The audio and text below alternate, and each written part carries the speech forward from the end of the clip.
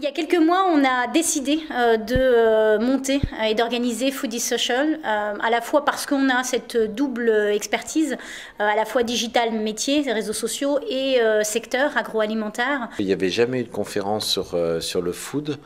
Et je trouvais le sujet extrêmement intéressant. On l'a tout de suite vu sur l'angle food, mais aussi vin. L'idée, c'est de jeter les ponts entre les vins et le food, sachant qu'en France, la majorité des vins sont quand même consommés pendant les repas. J'ai décidé de participer à la conférence parce qu'en fait, tout ce qui concerne les marques, la recommandation, les réseaux sociaux, en fait, c'est un sujet qui me passionne autant que la cuisine. L'art culinaire en France s'est ancré dans notre culture et le digital est en train d'être une lame de fond. La nourriture, le food est au croisement de cette révolution digitale. Il y a une influence notable en fait, des sites web, des réseaux sociaux dans la prescription à l'achat. Les marques ont tout intérêt en fait, à être présentes, se faire connaître, faire découvrir leur ADN, faire découvrir leurs produits.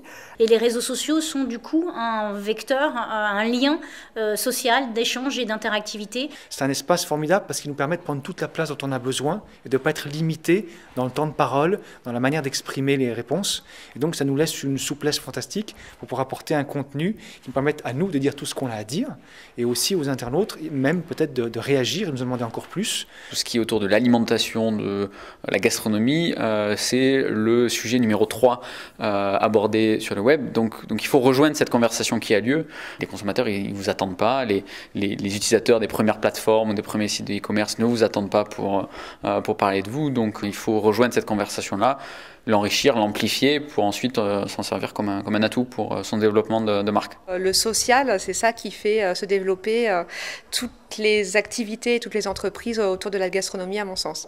La journée d'aujourd'hui, c'est une belle réussite en termes de partage d'expériences d'entreprises assez différentes, du petit producteur de vin à Ferrero, en passant par Comtesse du Barry ou des places de marché comme monmarché.fr. Je trouvais que c'était très intéressant de partager nos points de vue, nos expériences, et puis de découvrir ce qui se faisait par exemple dans le vin ou dans les technologies, c'est tout à fait passionnant. Le fait de le faire avec des blogueurs culinaires qui sont des gens avec qui je fais des événements comme le salon du blog culinaire, j'ai trouvé ça très très sympa. C'était l'occasion pour moi de bosser une journée avec eux et les gens ont adoré cette convivialité, cette simplicité. J'ai envie d'aider à créer les synergies, les ponts, et donc c'est en allant à ces rencontres, en parlant avec les gens dans la sphère food qu'on comprend mieux et qu'on arrive à trouver ce qui leur manque. Le lien est fait.